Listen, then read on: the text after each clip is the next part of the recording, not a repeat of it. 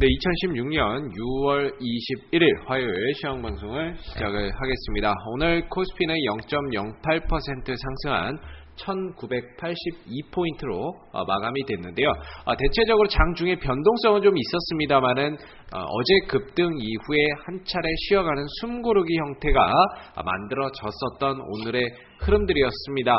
그래서 전체적으로는 장중에 변동성은 좀 있었지만 위아래로 변동성은 있었지만 그래도 강보합권 정도에서 마감이 됐던 그런 모습들인데, 이제 브렉시트가 한 이틀 앞으로 다가왔죠. 목요일 23일날 국민투표가 진행이 될 것으로 지금 예정이 되어 있는데, 이게 어떻게 될지 모른다라는 게 가장 큰 맹점입니다. 그러다 보니까 외국인들이나 기관 이런 쪽에서는 불확실성을 가장 싫어하죠. 그래서 어느 정도 이런 불확실성이 해소되기 전까지는 공격적으로 국내 시장에 들어오기에는 굉장히 좀 힘들다라고 보고 있습니다. 그래서 오늘 외국인들도 코스피 시장에서 1291억 매도, 코스닥에서는 610억, 선물에서는 1274억 매도를 하게 되면서 전체적으로 일단은 관망 심리가 좀 강했다라고 봐야 될 것 같은데요.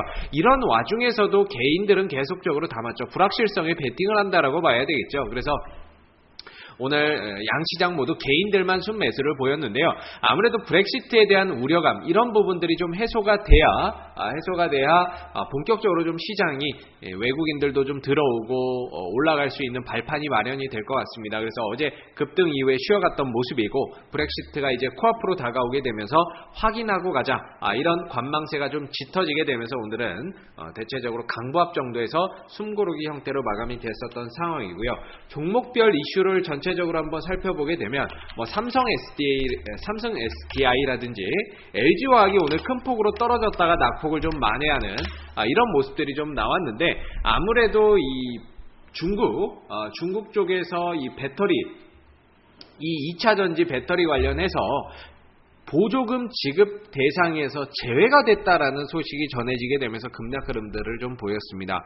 이렇게 되면서 LG화학이라든지 삼성 SDI 그리고 여타 전기차 관련주들도 함께 무너지고 조정이 나오는 그런 상황들이 만들어졌었는데, 물론 여기가 끝이 아닙니다. 이후에도 5차라든지 이후에 배터리 보조금을 받을 수 있는 그런 업체로 또 선정이 될 수가 있기 때문에 여전히 가능성은 남아 있습니다만은 단기적인 좀 악재로 작용을 하게 되면서 전체적으로 LG화학이라든지 삼성 SDI 이런 종목들이 조금 오늘 조정을 받고 쉬어가는 그런 모습들을 나타냈습니다. SK이노베이션도 마찬가지로 좀 조정을 나타냈었던 모습들인데, 전체적으로 2차전지 관련주들의 하락세가 좀 두드러졌던 오늘 시장의 흐름이었고, 나머지 현대차, 기아차라든지 삼성전자 이런 시총 상위 종목들은 대다수 강보합 내지 약보합권 정도에서 시세가 형성이 되면서 전체적으로 좀 무난하게 마감이 됐었던 오늘 시장의 흐름이었다라고 보시면 될 것 같습니다. 그래서 당분간 이 코스피 시장도 솔직히 크게 가기에는 굉장히 좀 힘들다라고 보고 있습니다. 여름철이 전체적으로 봤을 때 여름철이 그렇게 썩 좋은 시장은 아니거든요. 이때도 그렇고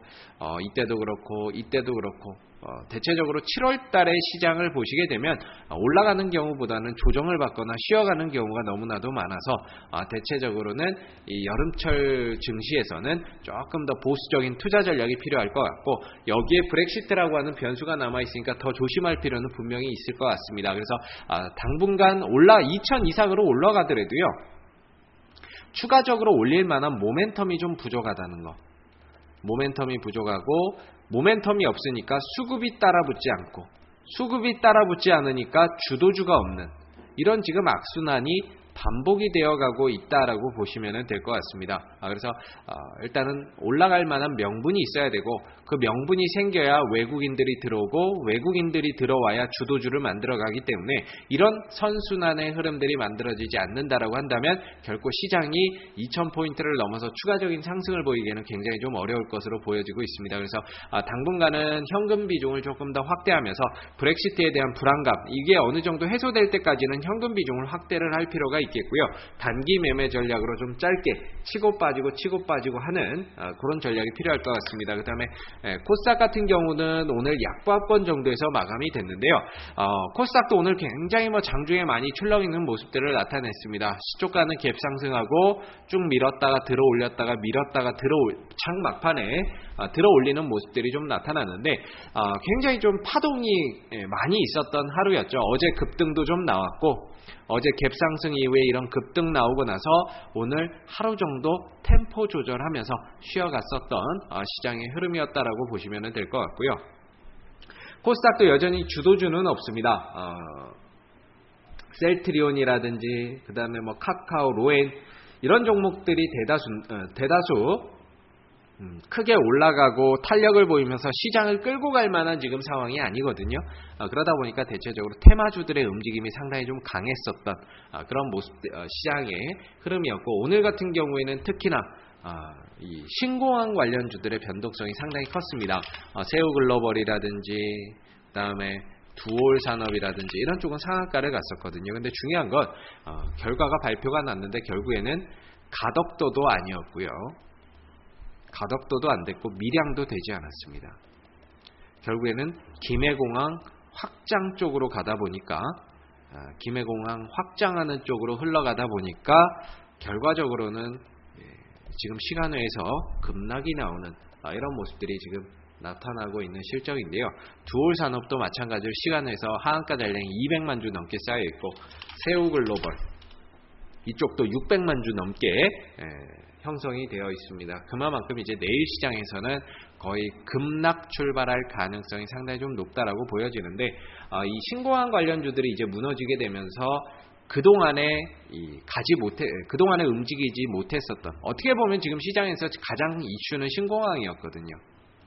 이 종목들이 대체적으로 급등이 나오다 보니까 다른 테마주들이 많이 좀 소외를 받았었던 그런 모습들인데 신공항이 이제 무너지게 되면서 다른 테마주 쪽으로도 자금이 조금 넘어가는 흐름들이 좀 넘어가는 그런 모습들이 나타날 가능성이 상당히 좀 높지 않을까 이렇게 보고 있습니다. 물론 정치 테마주들도 어느 정도 여기서 파동이라든지 탄력이라든지 이런 것들도 좀 들어줄 수 있을 것 같고요.